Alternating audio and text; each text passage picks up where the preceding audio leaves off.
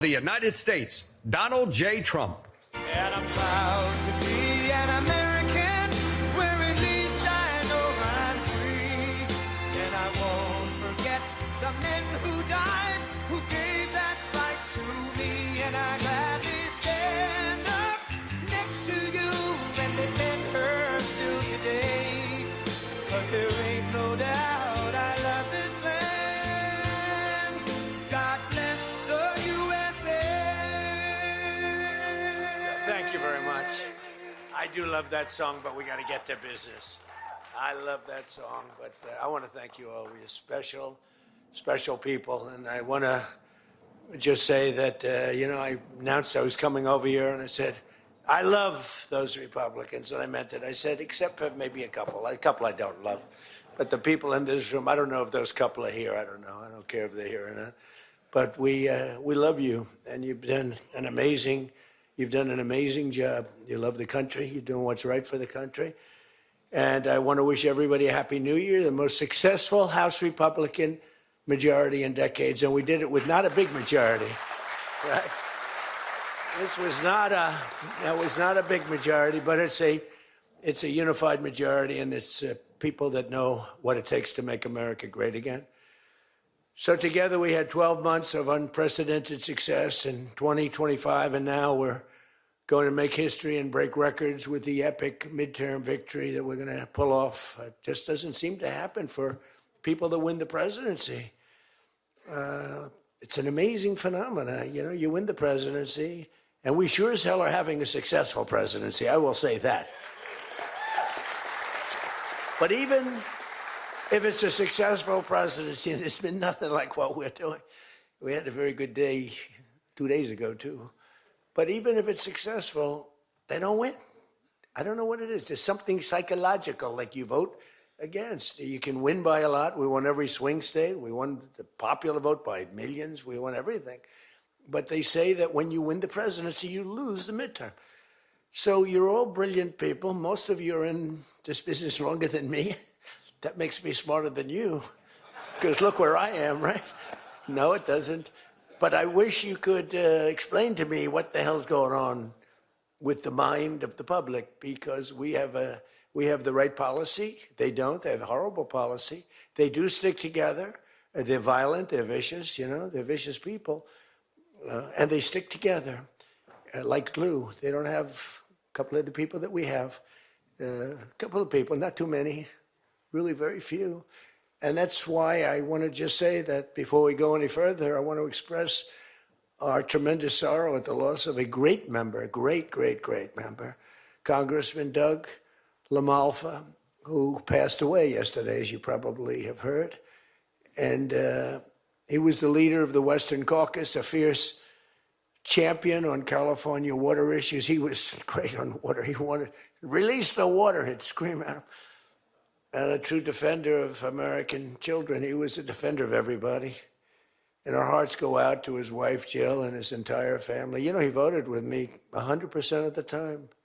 And by the way, he wasn't a 3 o'clock in the morning person. Do you know what I mean by that? Where the speaker goes, sir, could you call up? Could you call? I said, what time is it, speaker? Sir, it's 3 in the morning. Could you make a couple of calls? How many? 9. So I'd start calling 3 in the morning. I said, I shouldn't use any names. I'm just going to create problems. But hi, Jim, and I'm not talking about Jim Jordan. I never had a call 3 in the morning for him. But I said, hi, Jim, how you doing? I just called to say hello, 3 in the morning. Okay, sir. Sir, you haven't spoken to me in 3 years, and it's now 3 in the morning, so I know what you want. You want my vote? And usually almost always they'd give it.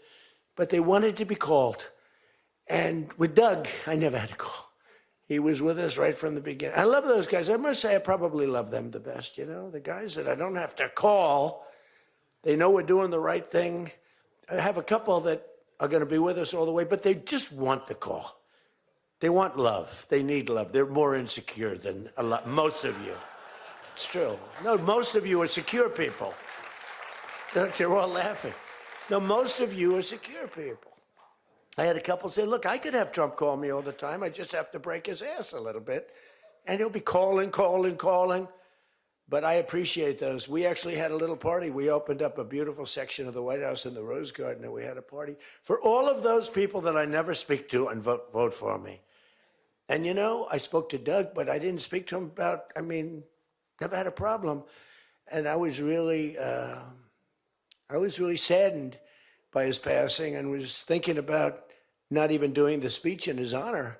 But then I decided that I have to do it in his honor. I'll do it in his honor because he would have wanted it that way. He would have wanted it that way. He would have said, do that speech. Are you kidding me? Do the speech, big guy.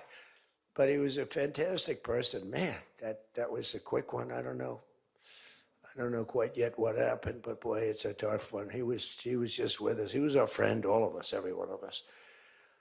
And I also want to send our best wishes to Congressman Jim Baird and his wife, who are recovering from a car accident. They're going to be okay, but they had a pretty bad accident. And we're praying that they get out of that hospital very quickly. He's going to be fine. She's going to be fine, but it was a bad accident. And I want to thank the man who has been central to so many of our triumphs. He really has been. He's the guy that would call me to make those calls all the time. He's always working. And he's a nice person. You know, he's a high quality person. But I want to tell you, he's a very tough cookie. I've seen both sides. Not often do I have to see the other side because he's just, by nature, he's a very fine, religious. I like that. He's a religious person. I like that. I like religious people. It usually means they're more honest. Sometimes it doesn't happen that way. I've had some real religious ones that did numbers on me, and I said, I'm going to get them someday. They got me by surprise, but it's usually good, okay, right? And his name is Mike Johnson, Speaker Mike Johnson.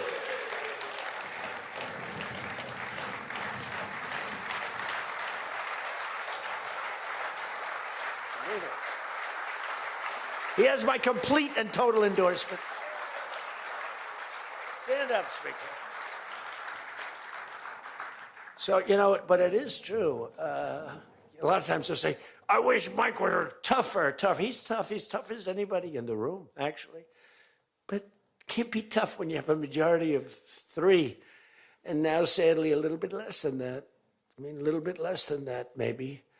But you can't be Trump. You can't, I want you. You know, you make 10 enemies, 20 enemies. That's the end of that, right? Everybody loves him. I would say there's one person he's given up on. I think he just gave up on this guy. He's so bad. He never votes for us. But no matter how good, he won't vote for us. There's a sickness there. You know, there's something wrong. You can have the greatest bill, the greatest for the country. Forget about for Republicans. Great, great, great for the country. I'm a no vote. We don't even bother calling him at 3 in the morning, do we? Huh? But I want to thank another guy who's as tough as they come, because he went through something that none of us have gone through.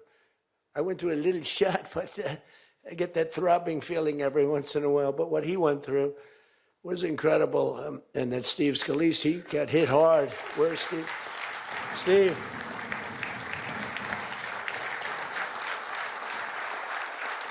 He's a tough cookie. He was dead. I went to the hospital. His wife was crying so much. He was a mess. Oh, yeah, she loves you. That's the only thing I learned about Steve, that he has a wife who loves him. Because I've gone to hospitals where guys are in bad shape, and the wife couldn't care less. She's waiting. She's looking for the next guy. Who's the next guy down the pike? Who the hell is the next guy? He's died. I said, it's so bad. Oh, yeah. I had one where the dog died and the husband died at the same time. I said, it's so sad. Yes, I love this dog so much. She couldn't give it, and the guy left her a fortune. Can you imagine? He shouldn't have left her anything, but she was much more concerned. It's true. Oh, the dog was devastated. The husband, he was like an afterthought. Your wife loves you, Steve. She's a great wife. Another one who has a great wife, Jackie, is Tom Emmer, right? Look at you. You have a great wife, but you haven't been tested like these guys.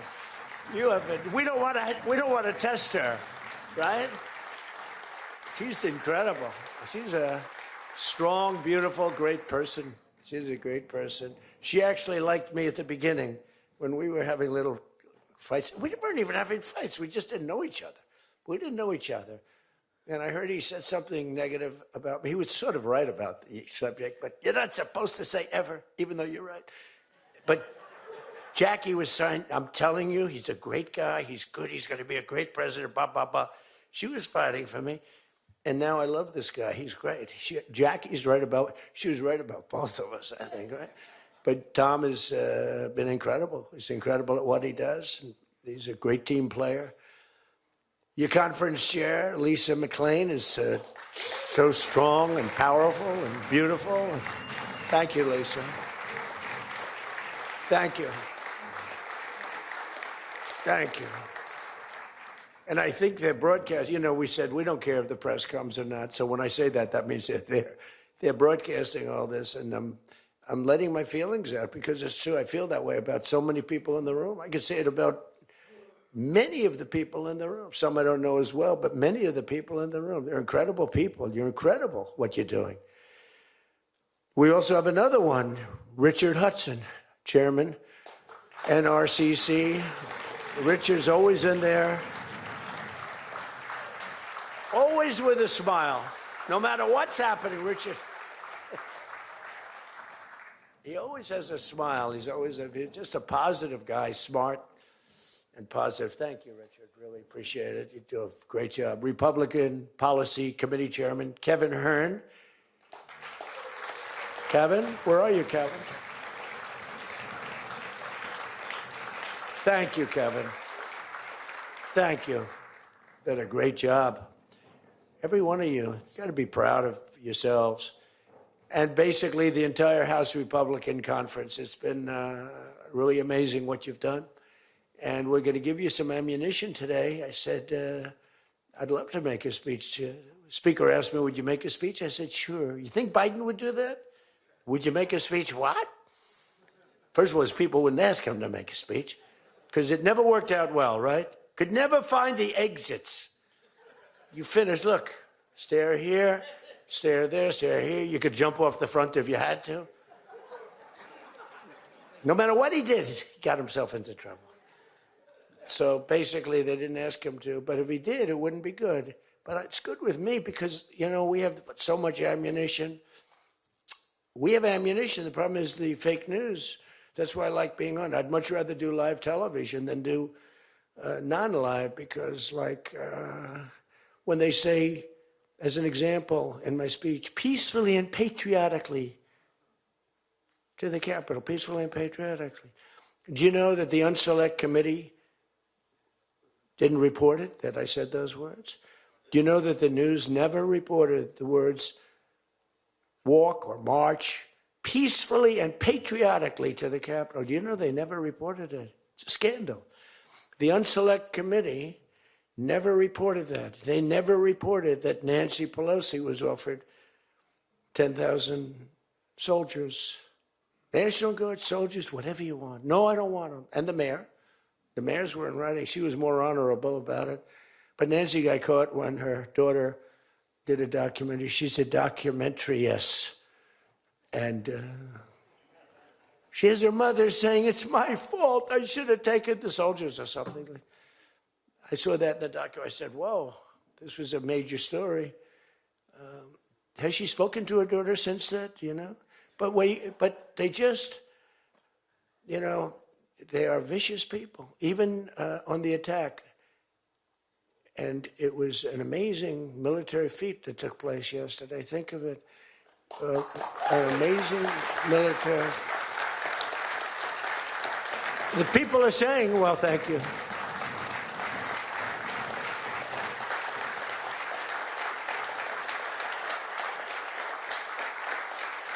You know, people are saying it goes down with one of the most incredible. It was so complex. 152 airplanes, many. Talk about boots on the ground. We had a lot of boots on the ground. But it was amazing. And think of it, nobody was killed. And on the other side, a lot of people were killed. Unfortunately, I say that, soldiers. Cubans, mostly Cubans, but many killed. And they were they knew we were coming, and they were protected, and our guys weren't. You know, our guys are jumping out of helicopters, and you're not protected, and they were. But it was so brilliant. The electricity for almost the entire country was, boom, turned off. That's when they knew there was a problem. There was no electricity. Caracas, there's no electricity. It's not a. The only people with lights were the people that had candles. It was just off. So we sort of got him a little by surprise, but it was brilliant tactically. It was an incredible thing.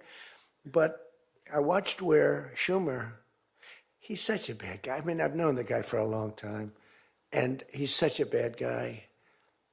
You know, at some point they should say, you know, you did a great job. Thank you. Congratulations. Wouldn't it be good? I would say that if they did a good job. Their philosophies are so different, but if they did a good job, I'd be happy for the country. They've been after this guy for years and years and years. And, you know, he's a violent guy. He gets up there and he tries to imitate my dance a little bit. But he's a violent guy. And he's killed millions of people. He's tortured. They have a torture chamber in the middle of Caracas that they're closing up. But he's tortured people. And now what they do, the radical left, they actually have people. And it's hard to get them. They're all paid people. Most of these people are paid. You know they're paid when they have brand new, beautiful printed signs by like the highest quality printer. And you have a woman, free Maduro. And the sign is before we even did the attack. You know, free Maduro. Why do you want him freed? I don't know, but he should be free. Oh, she reads a sign. What does that say? It says free. Well, that's what I believe. And you know, you see the sign. It's like, Lisa, we should all have quality signage like that. The one thing I want their sign maker. The guy is great. He does beautiful signage. You know, the old days was better when they used to write out their own sign, wasn't it? They'd make a sign in the basement. They'd have an old broken board holding up a sign, and it's made with a magic marker, sloppy as hell, and it meant something. But today, when you have that yellow and black, they should use different colors a little bit. But the yellow is a beautiful shade of yellow. No, I want to find out who that is. I want him to work for the Republican campaign. He's much better than our guy, whoever the guy is. But the United States proved once again that we have the most powerful, most lethal, most sophisticated, and most fearsome. It's a fearsome military on planet Earth, and it's not even close. You know, I've been saying it for a long time. Nobody can take us. Nobody. We don't want to have it. We don't have a discussion, but you read all and you see everything else. Nobody could have done that. Nobody has our weapons. Nobody has the quality of our weapons. The problem is we don't produce them fast enough. We're going to start producing them much faster. We're going to be very tough on the companies. We have the best weapons in the world, but it takes too long to get them, including allies. When allies want to buy them, they have to wait 4 years for a plane, 5 years for a helicopter. We're not letting that happen anymore. We're telling our defense contractors, you're going to start building faster. You know, guy makes... I have a big problem with it. I'm the king. I have sold more Boeings than any human being on earth. They gave me an award, Salesman of the Year. I said, what about Salesman of the in the history of Boeing? I've sold more Boeing planes than any man in history by far, probably over 1,000. Over 1,000 planes. I said, that's the good news. But why should they wait 3-4 years to get a plane? They should build them, get them immediately. The F-35s, it takes too long to get them. The Apache helicopter. I mean, I had India coming to me, sir, I've been waiting 5 years. We're changing it. We're changing it. India ordered 68 Apaches, and Prime Minister Modi came to see me. Sir, may I see you, please? Yes. I have a very good relationship with him. He's not that happy with me because, you know, they're paying a lot of tariffs now because they're not doing the oil, but they are. They've now reduced it very substantially, as you know, from Russia. We're getting rich because of tariffs, by the way. I hope everyone understands that. They hate to report. We're going to have over $650 billion poured into our country or coming in shortly because of tariffs. You know, they're finding all of these pockets of money a couple of weeks ago. Sir, we're off by $39 billion. Oh, is that good or bad? Meaning, do we have it or are we short of it? Sir, it's $39 billion that we can't account for. That means we have an extra 39. Yes, sir. I said, well, what are you saying? We just don't know where it came from. I said, check the tariff shelf. Sir, that tariff doesn't start until September. He said, no. It started about a month and a half ago. Check it. Comes back 25 minutes later. Sir, you were right. It came from tariffs. This never happened to us before, where we find plus 39 billion, not million, plus 39 billion. They were missing. We've taken in $650 billion or shortcoming, and that's because I'm being nice. If I want to be, and we have national security because of tariffs. And frankly, we have a big Supreme Court case. I hope they do what's good for our country. I hope they do the right thing.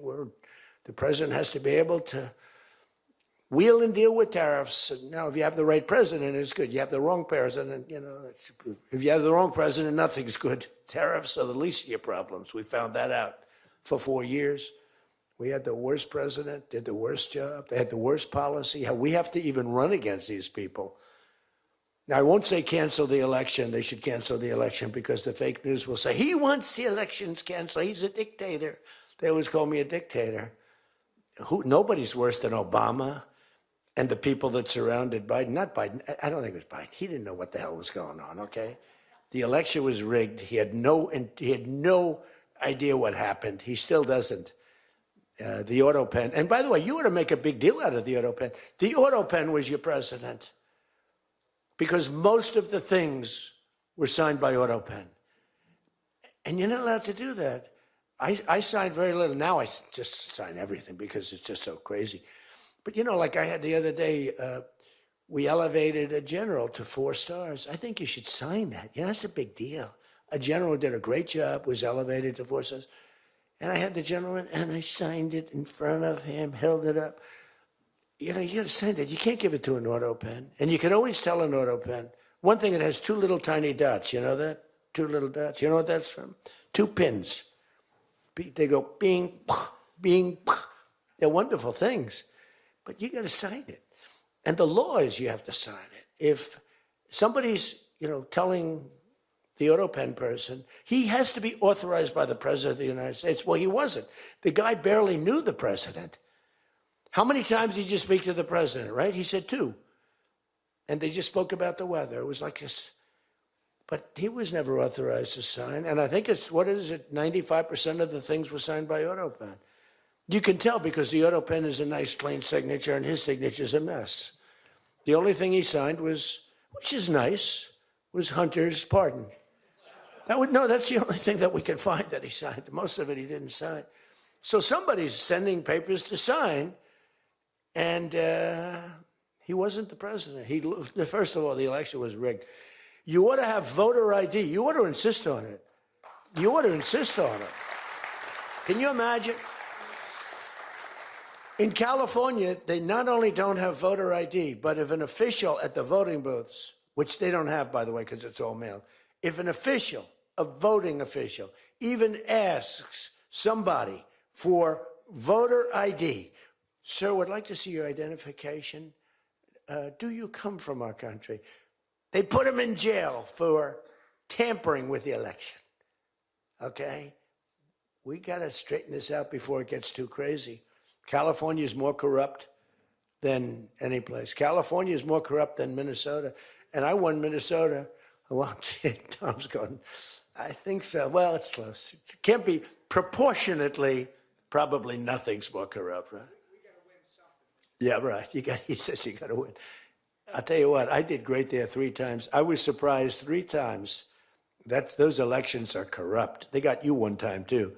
But I heard a long time ago, but they got you. But they got to straighten those out. But we have to have voter ID. And when you confront a Democrat about voter ID, like in a debate or something, I said it a couple of times with Biden, and they're very embarrassed when they say, we want voter ID, voter identification. The only reason somebody doesn't want that is because they want to cheat. Our elections are crooked as hell. And you can not only win elections over that, and not only win future elections, but you'll win every debate because the public is really angry about it. And you ought to pass the SAFE Act or whatever you're going to call it. Are we going to Save Act or the Save America Act? I think we're going to change the name a little bit. You're going to put that up for a vote? I think everybody in this room certainly should do it. And it's a bad vote for them because they're voting against things like voter ID and other things that are almost equal to voter ID. But when somebody says, no, we don't want voter ID, that means they're crooked. And the public understands it. You win elections with that. But I think it would be really important, Save America Act, if you would put that up for a vote. It's got my total endorsement. And all it is common sense things about the election. And they'll fight it like crazy because they cheat. That's the only way they can win. When you have policy so bad, when you have policy with men and women's sports, and they fight like hell for it. They still are. I saw the other day a person that you know very well, a congressman, was fighting like hell. And, you know, I was out the other day with somebody, and I was with an ex-football player. The guy was massive. His leg was like this. And a young woman who plays flag football, and she's very good, supposedly, as an athlete. She's smaller than this guy's leg, okay? And if they were playing football together, he wouldn't even have to run. He could just keep walking. They couldn't take him down. You know, the guy, he can't even believe it. But there are so many. They had a race, a long-distance race. They had champion men, women, you know, one of those marathon deals. The man finished 5 hours and 14 minutes and 36 seconds sooner. He beat the champion woman by 5 hours. It's so demeaning to women. It's so ridiculous, right? It's so ridiculous. The weightlifting, take a look at the weightlifting records. One record stood for 18 years, and it was broken by 112 pounds. They couldn't get 1/8 of an ounce, you know? They'd put an 1/8 of an ounce on, and she's going to break the record for her mom who's sitting in the front with her father. I'm going to break it. And she's out there. We're adding 1/8 of an ounce to each side. This record has stood, ladies and gentlemen, for 18 years. But she's going to do it. She's looking to get into the Olympics, right? And she gets up, and they put a little tiny thing like this, little tiny. And my wife, by the way, my wife hates when I do this. She said, you know, she's a very classy person, right? She said, it's so unpresidential. I said, but I did become president. You know, she hates when I dance. I said, everybody wants me to dance. Darling, it's not presidential. She actually said, could you imagine FDR dancing? She said that to me. And I said, there's a long history that perhaps she doesn't know. Because he was an elegant fellow, even as a Democrat, right? He was the attack by Japan, you know, he was quite elegant. But he wouldn't be doing this. But nor would too many others. But she says, darling, please, the weightlifting is terrible. And I have to say this, the dancing they really like. She said, they don't like it, they're just being nice to you. I said, that's not right. The place goes crazy. They're screaming, dance, please. But the weightlifting, but no, the girl gets up. And you see, I want to be more, but I have somebody watching. I want to be more effusive. I want to really, yeah. But she gets it, and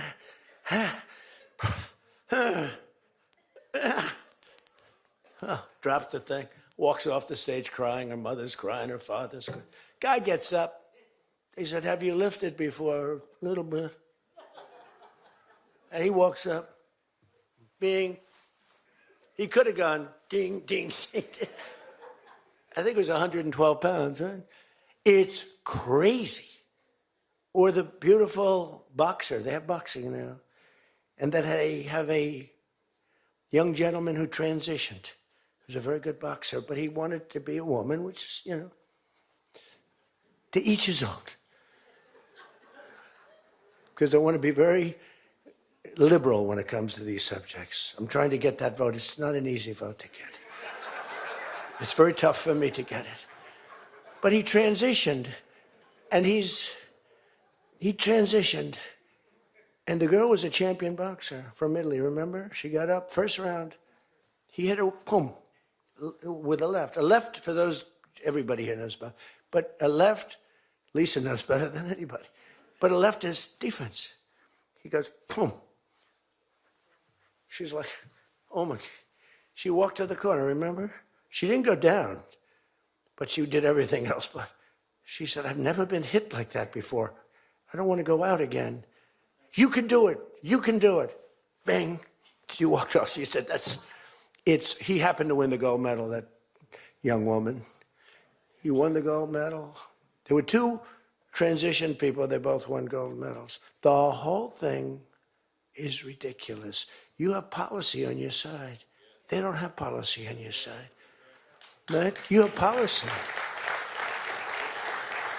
And I saw this guy fighting like hell. The swimming records is ridiculous when you look at the swimming, any records. It's crazy. And it's so demeaning to women. Women are the, and for a long time, they refused to talk about it. They were embarrassed to talk about it. Now they do talk about it. They talk about it openly. But they have the worst policy on everything, open borders. We want open borders. They still want an open border. We did the greatest job ever on borders. And I think they forgot it. My guy said to me today, I have a great guy, Ross. He's the greatest speechwriter. He said, sir, let's not mention the border. Nobody cares about the border anymore. Can you believe it? This was the biggest, this was the biggest thing there was. It says to me, nobody cares about the border because it has a shelf life. I fixed the border. I fixed it in my first term, but now I really had to fix it. It was much worse, when I came into office. Millions and millions of people were pouring into our country. And I fixed it. And my guy, who's incredible, says, people don't want to hear it, sir. You've done that. The problem is people forget that I did it. They totally forget. They were talking about the other day, we don't like Donald Trump on this. We don't like Donald Trump on that. And somebody just out of the blue said, well, he did an unbelievable job. Who cares about that? They're saying, that's been done. What do we do about that, Mike? Everything you do. It's almost like, what have you done lately is the way you have to run your life. In other words, I could have the most unbelievable 4 years, and I guess I'm not allowed to run. I'm not sure. Is there a little something out there that I'm not allowed to run? But let's assume I was allowed to run. I could have, there's going to be a constitutional movement. No, I could have the most unbelievable 4 years. Everything was great, but in the last week, I made a little slip up in something, and you lose the election. It's like, so we can't let them forget that we did such a great job on the border. By the way, Venezuela, everyone, they're marching in the streets. They love it, except in New York. I mean, where they find these people? These people, and they're not these people are a mess. I know it's not nice to say that. These people are a mess. Where do they find these people? They're the worst looking people I've ever seen. They got hats that are all frayed and they look like, they're all paid. They don't even know what they're talking. When the reporters don't interview them because they know that it's, the press is so anti. It's hard to believe the press could be so anti because it's all common sense. It's not, we're conservative, whatever. Doesn't matter. We're all common sense people. It's not even conservative, it's common sense. But the press has no credibility whatsoever. Think of it. I got 97% bad stories on one network, 93% on the other, and I won in a landslide. You know what that means? The press has no credibility. That's all it means. And we got to keep it that way. So I don't talk too much about the swimming, the weightlifting, the boxing. I don't talk about it. You know why? I want to start bringing it up about a week before the election because I don't want them to correct themselves. I don't want them to say, we've decided that we don't want to have men playing in women's sports. That'd be a devastating blow for us. Because that's, they say it's an 80-20. No. It's about a 98-2 issue. We've decided that we will not have open borders where the entire world, from the Congo, prisons from the Congo, these are extraordinarily tough people. These are people that make our motorcycle gangs look like fine young men. Okay? Our motorcycle gangs are wonderful people by comparison. No, they come in from prisons in the Congo. They come in from prisons from all over the world, but in particular Venezuela. Tren de Aragua. Tren de Aragua comes in, and Tren de Aragua, they say it's the worst gang in the world. It makes our gangs look like little sweethearts. It makes our gangs, you want to take them out to dinner, they're so nice. They cut off the fingers of people. One guy makes a phone call in Colorado. The governor stinks in Colorado. He's no control. So Tren de Aragua, they don't want to do anything about it. So ICE has to go in and take them out because the governor doesn't want to do anything. But they make a phone call. They've taken over my building. The landlord's calling. They took over his building. So the governor doesn't want to do anything. But he calls the police, the guy. They come in. Did you call the police? This is Tren de Aragua. We're talking to the man that owns the building. Did you call the police? Yeah. Boom, they cut off his fingers. If you call him again, the next time your hand comes off. Can you believe it? The guy's walking around, his fingers were cut off. And these are the animals that we're throwing the hell out of here. Washington, D.C. is now the safest city in the country. And you people know that better than anybody because you were, I mean, think of it. You're in Congress, you're respected people, you're afraid to walk outside.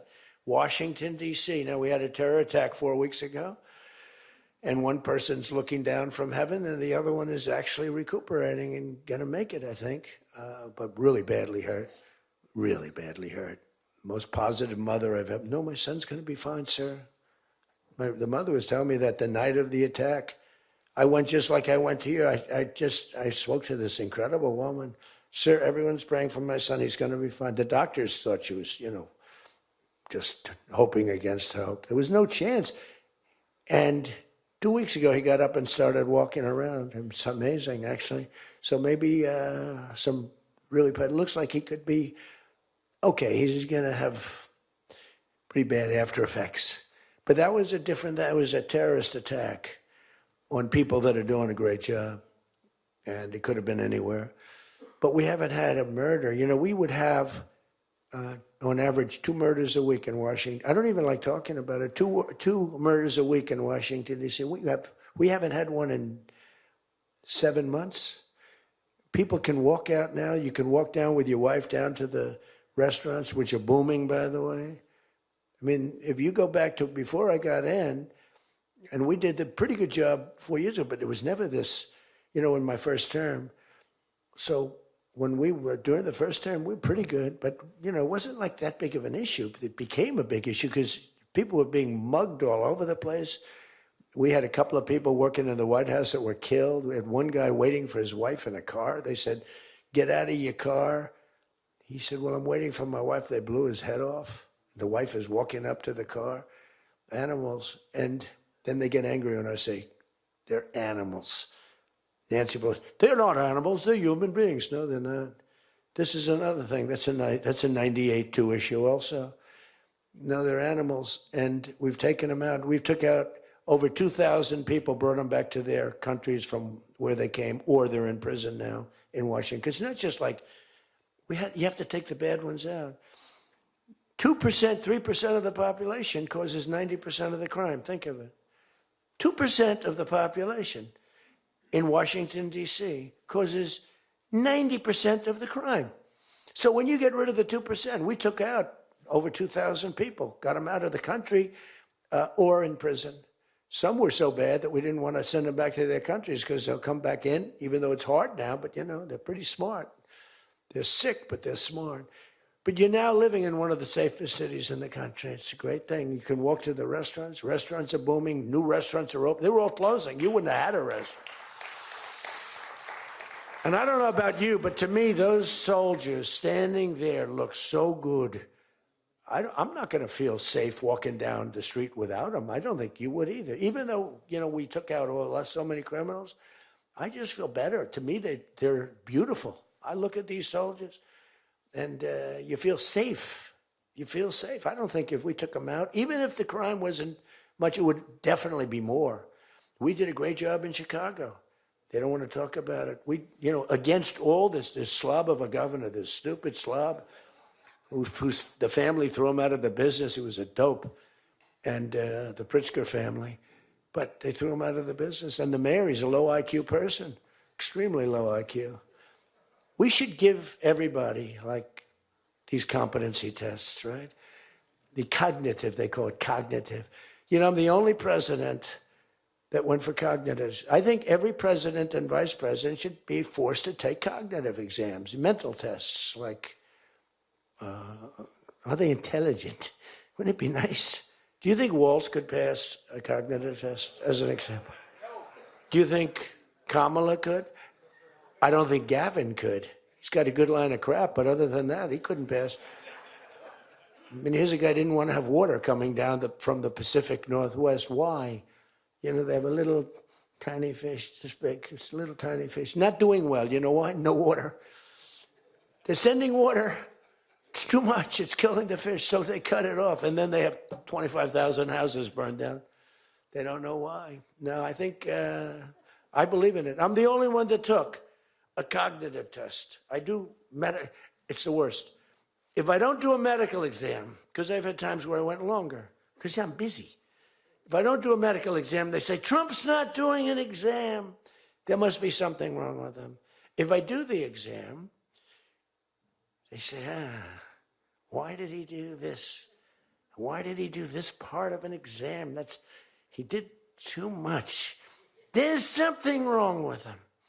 Do you remember there was a period, Mike, where I had 32 days in a row. I did one press conference, 2, 3, sometimes 4. I do them behind the desk. I don't even just do it. I do press conferences, but I do many press conferences. So in 32 days, and then one day, just one day. This is 32 days in a row. Must be some kind of a crazy record. Then one day, do you remember I didn't do one? Because I took Kai, my very brilliant golfer, beautiful young lady who swings the club so beautifully. She's a great scratch golfer and loves playing. Grandpa, would you take me to play golf? So I ran, I play golf in like record. I play speed golf. It's better that way. You know the expression? Miss it quick.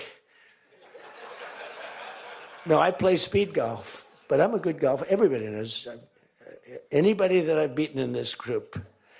But I love to play golf, but I don't get to play much. But I took off 2 hours, and the press couldn't find me. But they knew I was there because they follow me. And I was getting, are you okay? Guys are calling me up.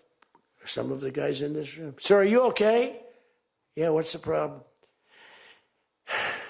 There's a report, sir, that you're no longer with us. Remember that?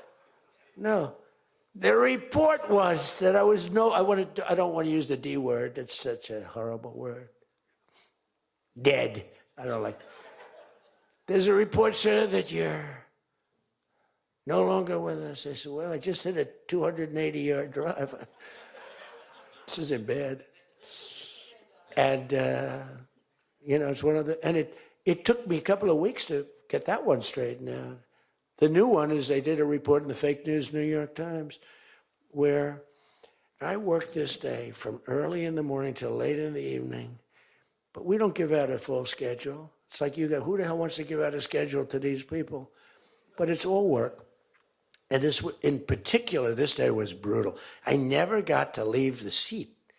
You couldn't do anything. It was just one after another after another. And this went on from early in the morning till late in the evening. And my people gave out a report. He had lunch. They show a report, lunch with somebody. And they did a story. Donald Trump is slowing down. He only had lunch. And then he went back up. And they said, that's malfeasance, whoever did, right? No, it's terrible. I was actually more angry with my people than I was with the New York Times. But they wrote a story, and it takes you a period of time to recover from these hits. And it's almost no matter what you do, but you have to keep a positive eye. But we have a fake press. We did a thing that's so incredible on medicine that nobody has ever done it. Reducing favored nations, most favored nations, we reduced the cost of medicine at levels that have never even been dreamt of before. We should win the elections on just that thing if we did nothing else and went home. Go home. We did favored nations where we're bringing down the price of a pill. As an example, in London, the pill sells for $10. In New York, it sells for $130. That's 13 times as much. Most favored is, I want to pay what the lowest nation in the world is paying.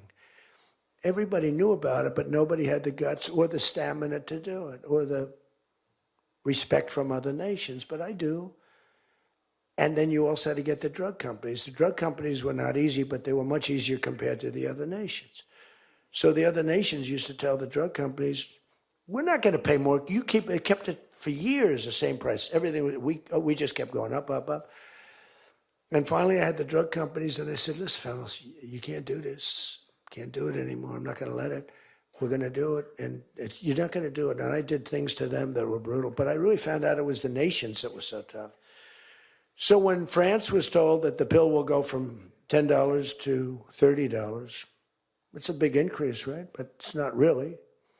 And that ours would come down from $12 or $13 down to $30. So theirs would go from 10 to 20 or 30, and ours would go from $13 down to, meaning $130 down to 20 or 30. So it's a huge drop for us. Now, depending on the way you calculate it, it could be thousands of percent down.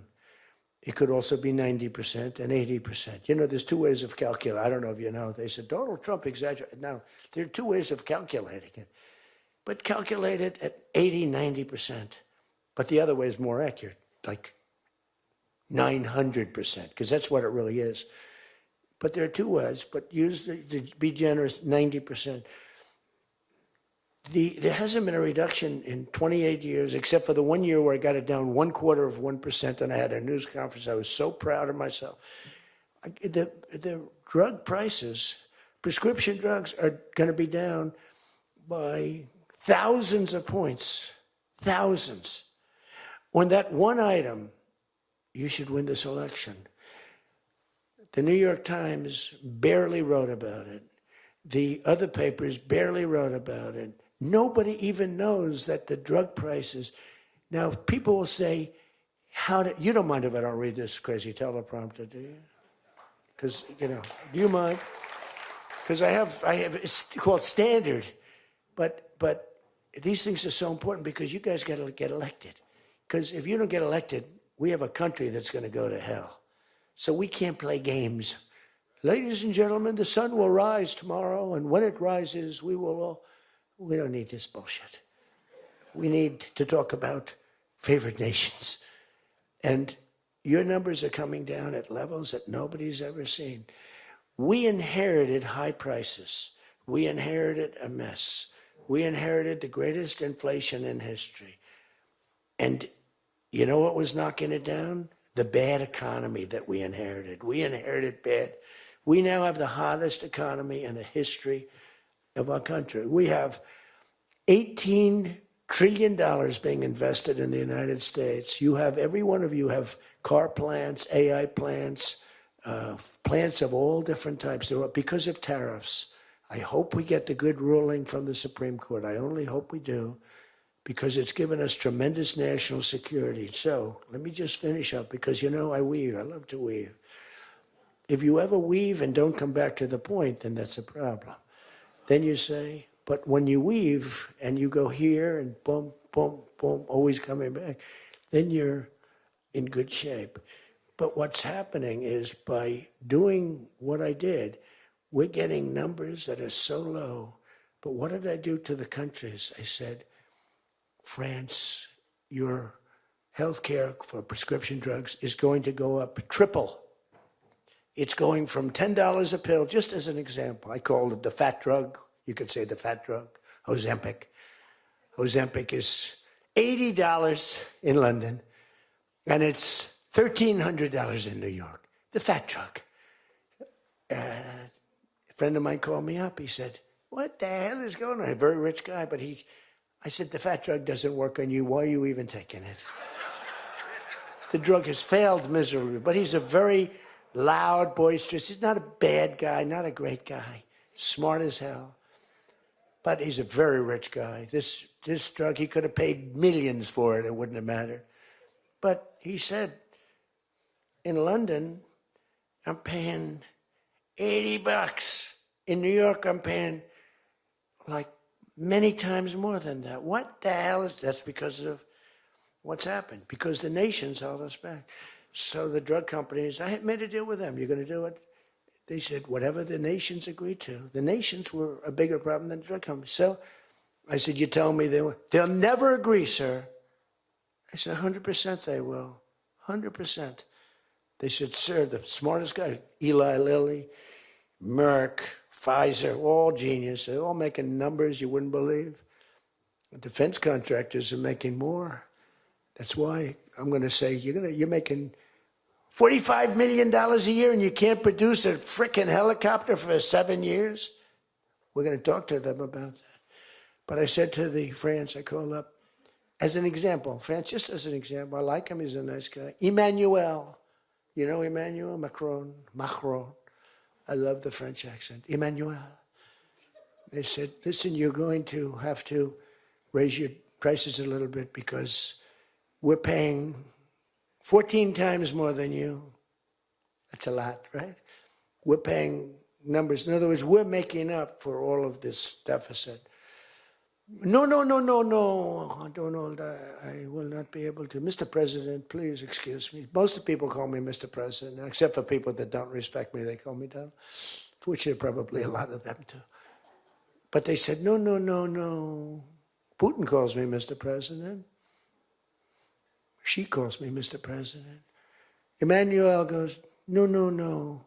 We will not do that. Yes, you will, Emmanuel, 100%, because I was told they wouldn't do it.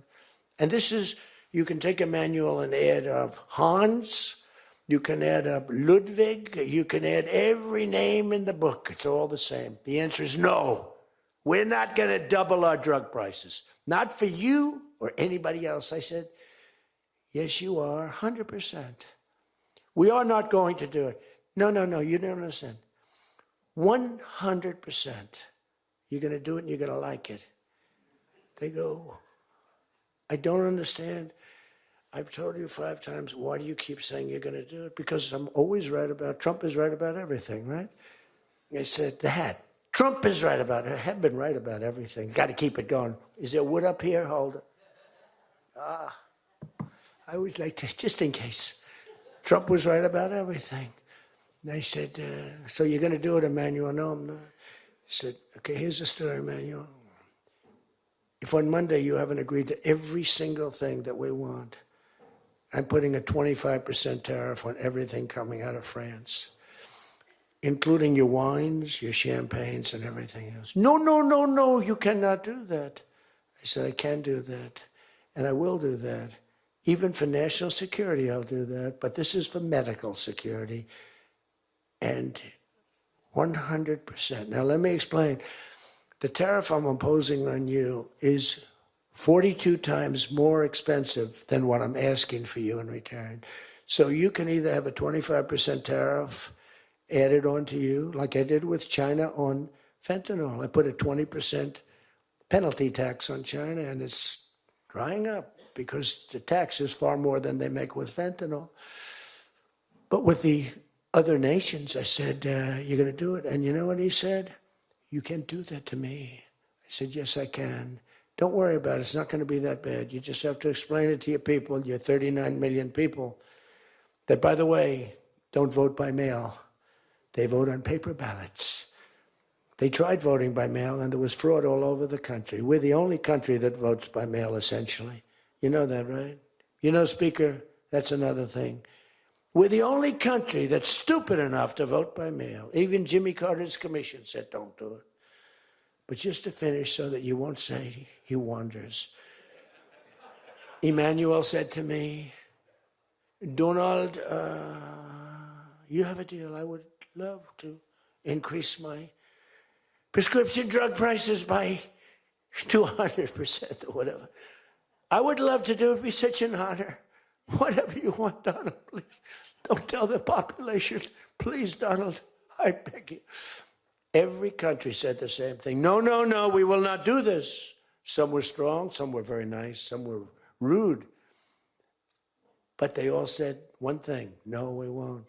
And within, I'd say on average, 3.2 minutes, they were all saying, we would be honored to quadruple our drug prices. So we would be honored to quadruple our prices if that's what you like. We want to make you happy. Okay. Therefore, I will not charge you a tariff, and you're going to increase your drug prices by 3 times what they were paying 2 days ago, right? And we have now favored nation. You think Biden could do that? I don't think so. Think Biden ever thought of it? Now, everybody's wanted favored nations, but everybody knew it was impossible to get the countries to agree to it because they wouldn't have done. And they've been doing this for 40 years or whatever it is. We were subsidizing the entire world. That's just one of the many things we're giving. But you should take that thing. That's going to save. Now, that also, when you add that to healthcare, your drug prices are much lower than what you projected. So we're going to reduce healthcare by a lot. One other thing. On healthcare, it's never been our issue. It should be our issue. We had a very nasty vote from a couple of people. I guess Collins, I guess Lisa Murkowski, and I guess a man named John McCain. Remember? Thumbs down. You remember. He said, I'm all for 10 years he campaigned. I don't want to be nasty, but for 10 years he campaigned on Obamacare. We're going to destroy Obamacare. We're not going to do it. And then we're going to terminate it. And then, it was a little surprising. We could have had health care, good health care. Obamacare is bad. And the people understand it's bad. And the premiums are horrible.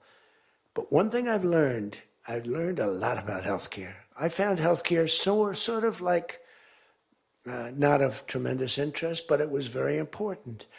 And I've made it of tremendous interest. So I made a statement a couple of months ago because I saw the numbers. I said, boy, because, I like to see what's going on. That's one of the reasons. By the way, we set an all-time record again today. We have the highest stock market in the history of our country by far, every single month. That's another thing you should count. They like to demean that. The Democrats, well, that doesn't mean anything. That's just, no. That means jobs, and it means 401ks, because a lot of people have 401ks. And they have, best lawyer in the room, the best, have 401ks, and they have 401ks like, I had a young policeman. I told this story twice, but it was the same thing. This was a recent case. I had a case years ago because I had a great economy. We had the greatest economy in history during my first term. My first term was a tremendous success. But again, nobody wants to talk about that. We rebuilt our military. We did things that nobody could have done. We did a great job. This term is blowing it away. It's blowing every term. There's never been a president that had a year like this, especially a starting year. And we should win based on that too, all things. But the 401k, so there's a policeman, and he comes up, and he was guarding me along with lots of other people. Sir, I want to thank you. What? My wife thinks I am the worst investor in the world. And for the last year, she thinks now I'm Warren Buffett. She said, you're smarter than Warren Buffett. You're a better investor than Mr. Warren Buffett, sir. I said, how's your 401k? It's doubled. It's going up. It's going up. I said, just relax. But 401ks are through the roof. Those are us. Those are the people. We have the highest stock market in history. 47 days out of 11 months. We have just a piece of the last month left for the first year. 47 days out of 11 months, we hit a new record. Well, we hit one last night. We hit another one today, I understand. But we hit one last night, a new record, brand new record. All exchanges, not just, Dow. Dow was up, but all of them. We have another record, that's the 47th time in 11 months that we've hit an all-time high. And the future, because we have more money coming into our country than any country has ever had by far. The record was about $3 trillion many years ago by China. We've got $18 trillion pouring into our country. You know why? Because of tariffs. Because if they build a factory they don't have to pay any tariff. But if they make it in another country and they send it in, they have a very big tariff to pay. So they can't pay that tariff. So what they do is they come in and they're building. By the way, this is what China did to us for many years. It's just reversing it. Other than we have a great product. We were losing our product now. Tell you what, if I had lost this election, if you had Kamala, it's the same thing, Joe and Kamala, I call them equals. If you had Kamala come in, I believe that our country would have been Venezuela on steroids. I used to say that during the campaign. If I don't win, we're going to have Venezuela. So we have 18 trillion coming in. I think we could hit 20 trillion by the time the year is up, right? It's less than 1 year, 18 trillion. The record is $3 trillion. $3 trillion is a lot of money. 18 trillion is not even thinkable. That's all investment. That's building factories. That's building plants. You know how many car factories we have? Half of you guys are having car factories. Where you are, Louisiana is doing great. Georgia, right next to you, is doing great. Hello. Nice guy. All nice people. Actually, in this room, I can't see it. Is there anybody I'm supposed to dislike in this room? I think that a couple of people maybe didn't show up. There's only one that I really dislike. I mean, the same person that Mike gave up on, because there's something wrong with him. He's a sick person. But there's only one, really. The others, you just have to understand them. You know, they have some problems too. But you just have to sort of go with them and understand them, feel sorry for them, advise their family, are they okay? Because what we're doing is right. But $18 trillion, car plants being built. I was in Japan. Somebody admonished me, he shouldn't be traveling. I don't like to travel. But when I travel, I make a lot of money for the country, not for me. For me, I don't care. I have a much higher purpose. I have plenty of money. I don't need money. I don't want money. I want to make money for the country. And like I did with Intel. Intel came in. They had a problem. I said, I can solve the problem, but I think you should give the United States 10% of your company. He goes, whoa.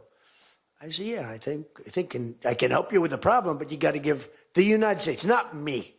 Sometimes I'll say, give me, but when I say me, I'm talking about, I'd love to accept it, but I don't think that law enforcement would like that, right? I'm very cognizant of law enforcement, perhaps more than anybody in history. Actually, a friend of mine who's really smart said, you know, you've got to be the most honest guy in history. Because you have been examined, your books, your records. I have a big business. Every record. I had these Democrats hired the biggest accounting firms, the biggest law firms, the biggest. I went through years of abuse. And here I am. They didn't find anything wrong, remember? We want his tax returns for years. We want his. Finally, the Supreme Court, shockingly, I'm the only one. This couldn't happen to anybody else. You have to give your tax returns, right? I gave my tax returns. They're from here to here. It's a big business. It's a great business. And I built a great business, like much bigger and better than anyone even understands. But I gave my tax returns. They go from here to the ceiling practically.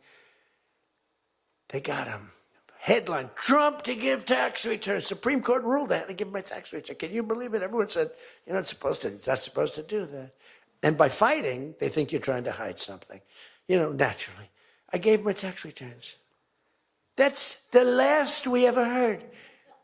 They hired the biggest accounting firm in the world, most powerful lawyers in the world. They spent millions and millions of dollars going over those returns. There hasn't been one story that I did anything wrong. So this friend of mine who's highly sophisticated, rich guy, smart guy, said there's nobody that I know that could have gone through an examination like that and not ended up in prison. Nobody ever had to suffer like I did. Nobody ever did that to anybody else. You know, there was an expression, Andrew Jackson was the most abused president in the history of the United States. You know who second was? This is before me. You know who second was? Abraham Lincoln. But he had a civil war, so we have to give him a pass. But Andrew Jackson was treated horribly. He was a great general and a good president. So bad that his wife died. I mean, his wife died. They were horrible. But I just saw a report came out the other day. I blow them away. He never got impeached twice. I got impeached twice on nothing. On a perfect phone call, remember? Perfect phone call. Tim Scott, who's a great guy, great, wonderful guy, South Carolina, straight guy, right? He is a good guy, good person. He's an honest person. He read a transcript. Thank goodness I had a transcript. Essentially, the call was taped because they tape calls. I didn't even know. So was that call taped? Yes, sir. I said, oh, well, bring it down. I don't even know. And we read the transcript. It was perfect. It was so good. I told Ukraine not to cheat.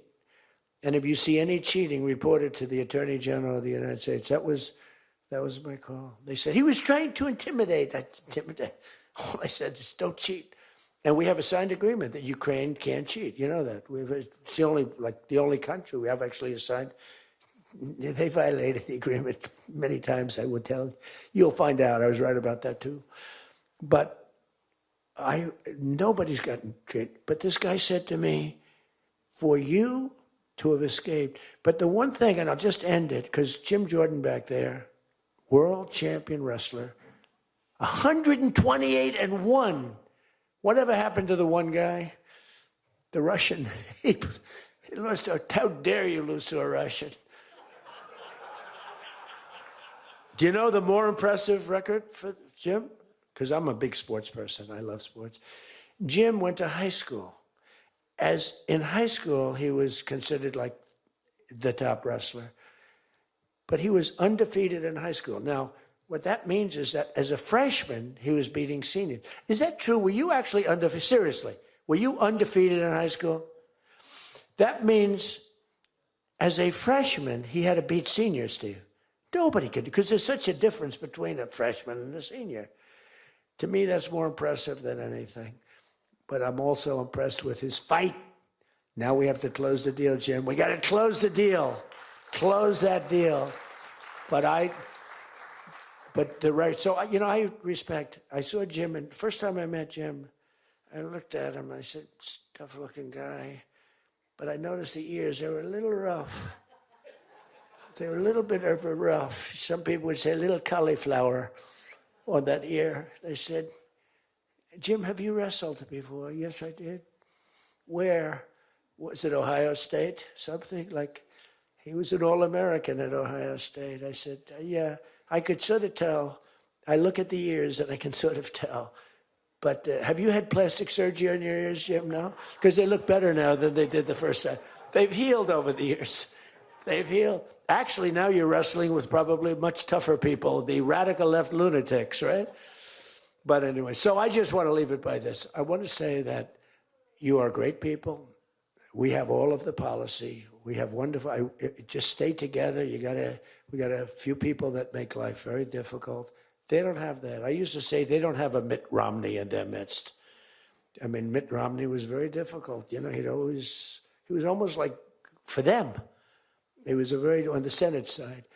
But we have a couple of people that are really bad. I mean, they're bad, but maybe they'll straighten out. Maybe somebody in the room can sit them down and straighten them out, because what we're doing is the right thing for the country.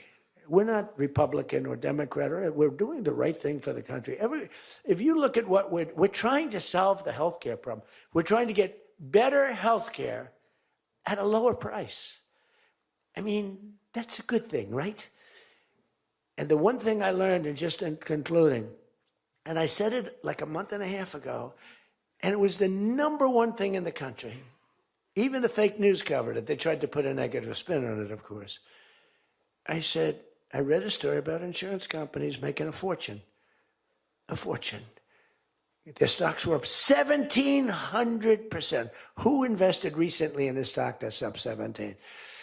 And that's because the money that they're getting from Obamacare is massive. And the government generally. That means they're making a fortune. And as soon as that, because I have a natural, I don't want to say it again, but I have a natural business instinct. I do. I've always done things. I've done some things that people said you're crazy and I made a lot of money with. I've done a lot of things that were good. I have an instinct, right? Somebody said, he's got the best political instincts of any politician in 150 years. I said, no, I don't. I really don't believe I do. I think I have good instincts. I have common sense. But they said that it was a very complimentary statement, but I don't believe that's necessarily right. But I do have good policy. I have good common sense. And maybe they wheeled that into instincts. And I did become president, so can't be that bad. And I never did it before. Don't forget, I ran for president. I had a politician telling me very strongly, they said, sir, I've run for office 20 times and I've won 17. And I know what I'm talking about. This was at the very beginning of my first time. I said, well, I've only run once, and I won, but I won for president. He said, you got me on that one. He's actually sitting in this room right now, that son of a gun. He knows who I'm talking about. He was giving me a hard time, but he's turned out to be a decent person. Not the best in the room, but a decent person. He's not my favorite in the room, but he's decent.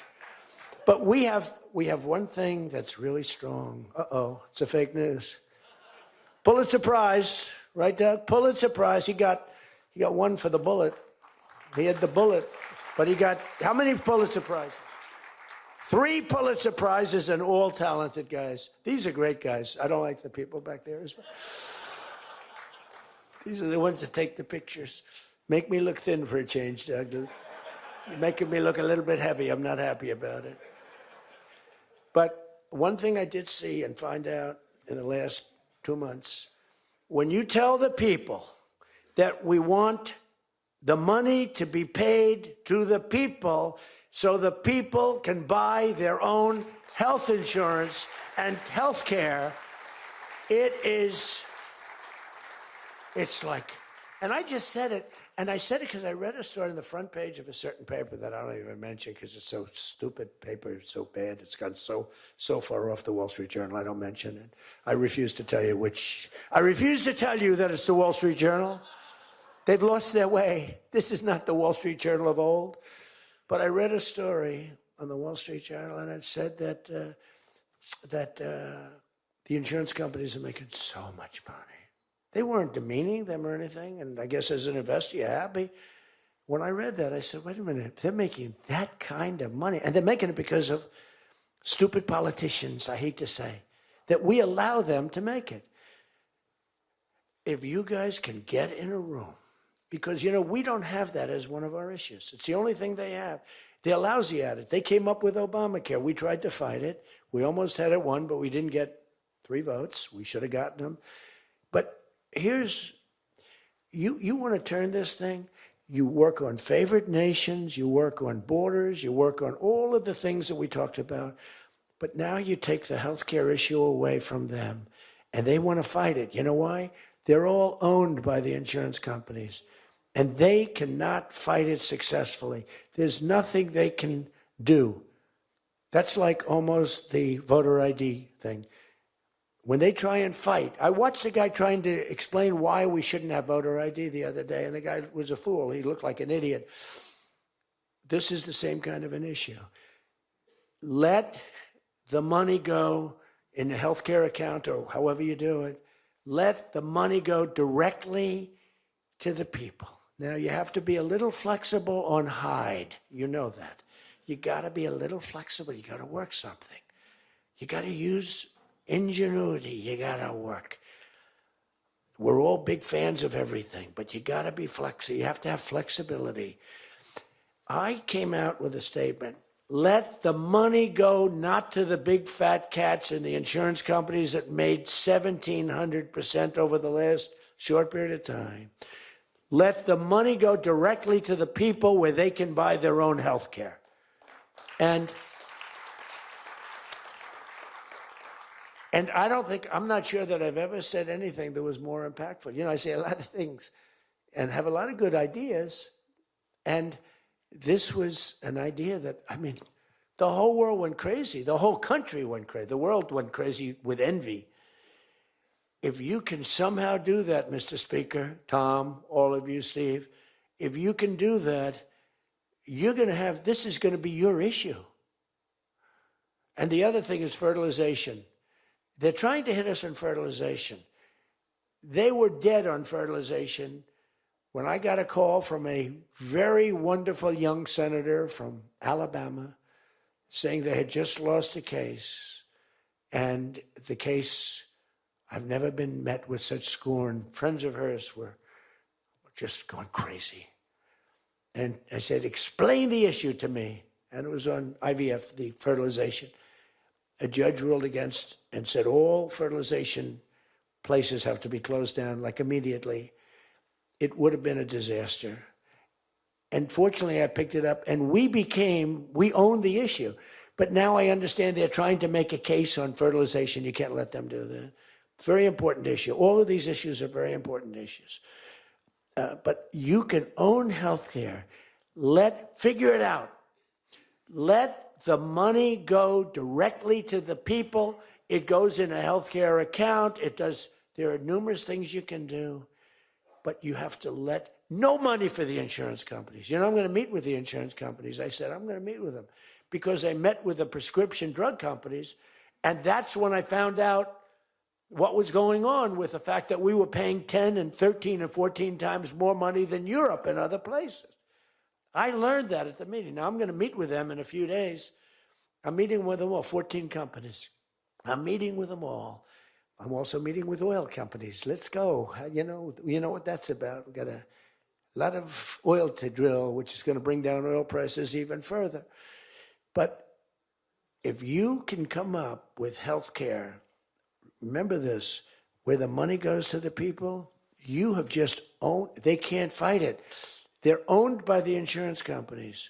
You guys don't get money from the insurance companies. They do. They get a massive amount of money. It's their biggest donor. They're going to try and fight you, but they can't win the fight. If you explain it, the money goes directly to the people. That's going to be your issue. The other thing is energy. Your energy prices have come so far down since I'm president. And nobody wants to, I saw on television, energy prices are down 3%. No, they're not down 3%. They were $3.50 and $4. It's now $1.99 a gallon in many stations, and it's going down further. And that's like a massive tax cut. And that's the other thing, tax cuts. No tax on tips, no tax on Social Security, no tax on overtime. Now think of this, no tax on tips, no tax for seniors on Social Security, no tax on overtime. You're allowed to deduct if you buy a car and you take out a loan on the car. For the first time ever, middle-income people, all people can deduct, but they never got a deduction before like this. It's only for rich people. They got them. They have so many deductions. You're allowed to deduct the interest against your taxes. Nobody thought it was possible.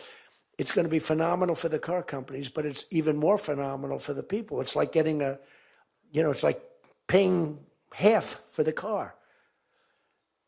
All of these things, you have so much ammunition. All you have to do is sell it. Taxes. But the one thing they know about the taxes, I call it the great big beautiful bill. I think it's even better. But the great big beautiful bill is just that. There are so many goodies in the bill, you have to get the word out. Because the people in the back of the room won't do it. That's why I love live television. Because they can't, sometimes they'll turn the camera off.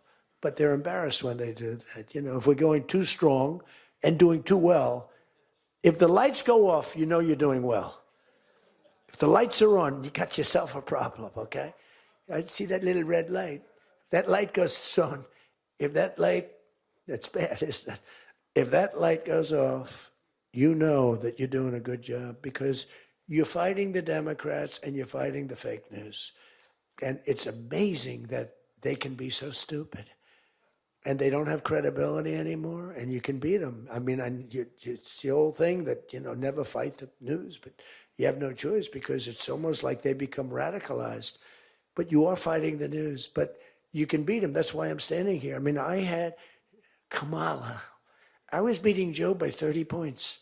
And then they changed him. That's like a fighter in the ring. He's losing. And they said, let's put somebody else in to take his place. Very unfair. They changed in the middle of the election. They said, he's going to lose, so let's give somebody else. And fortunately, she was just as bad as him. Probably slightly. I don't know. Would you say as bad or worse? Close. Pretty close. But it took 6 weeks. It was a honeymoon period. 6 weeks. It took 6 weeks to find out that she didn't have what it takes. But you got to win the midterms, because if we don't win the midterms, it's just going to be, I mean, they'll find a reason to impeach me. I'll get impeached. We don't impeach them. You know why? Because they're meaner than we are. We should have impeached Joe Biden for 100 different things. They are mean and smart. But fortunately for you, they have horrible policy. They can be smart as can be, but when they want open borders, when they want, as I said, men and women's sports, when they want transgender for everyone, bring your kids in, we're going to change the sex of your child. Just send them our way. In some cases, like in Minnesota, they don't even tell the parents. Is that right? And nobody believes it when I say it. I think we have 6 states. Nobody, am I correct? Okay, Tom Emmer said yes, so. But it's true. Where the kid comes back, they keep the kid. They operate on the kid. They don't tell the parents. It's not believable. We have great, solid common sense policy. They have horrendous policy. What they do is they stick together. They never have a no vote. They impeached me. I never knew I was going to be impeached. I get a phone call. You just got impeached. I said, what does that mean? It took them 10 minutes. They impeached the president of the United States, who did a damn good job. I rebuilt our military, Space Force. I got everything. I did a lot. They impeached me for nothing, twice, for nothing. Fortunately, you were on our side, and we were unanimous. And the second time, the few people in this little group, like Rice and this, they're all gone. Every one of them is gone, except one that we're going to sort of let ride with. Some guy that has a state that you might as well just let him ride. But think of it, everyone's gone.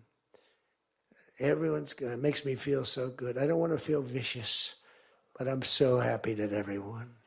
And they're seriously gone, too. They lost in landslides. This guy named Rice, he lost by 48 points, right? Remember him?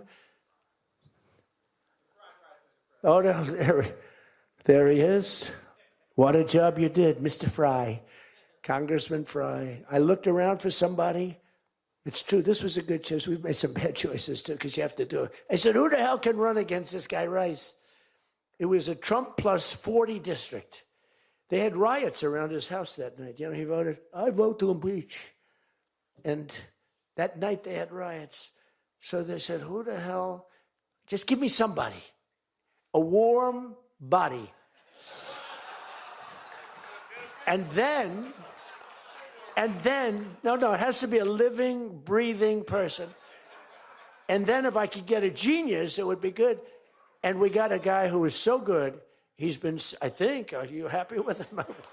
I think so. Stand up, bro. He's great. I said, where does he come from? He's like a senator, state senator or something. I said, all right. I spoke to him one time. I said, you're accepted. But little did I realize how good he was. You did a great job. You've done a great job, and the people love him. So he has done a great job. I just want to say this. I haven't read one word on this thing. Who the hell else could do this? And I think I gave you something. It's just a roadmap, and it's a roadmap to victory. You have so many good nuggets. You have to use them. If you can sell them, we're going to win, because we've won 2 races in like 50 years. It's, for whatever reason, I don't know why, but just don't fight it. It doesn't make sense. There've been 2, and they were unusual circumstances. So whether it's a Republican or Democrat, whoever wins the presidency, the other party wins the midterm, and it doesn't make sense, because we've had the most successful year probably in the history. They say, and now you add what happened essentially yesterday, we've had the most successful first year of any president in history. And it should be a positive, and make it a positive. So With that, I leave you. I do. And I started by saying I love you all, and I'll end by saying I love you. You're amazing people. What you do for this country is incredible. And thank you all very much. Thank you. Thank you.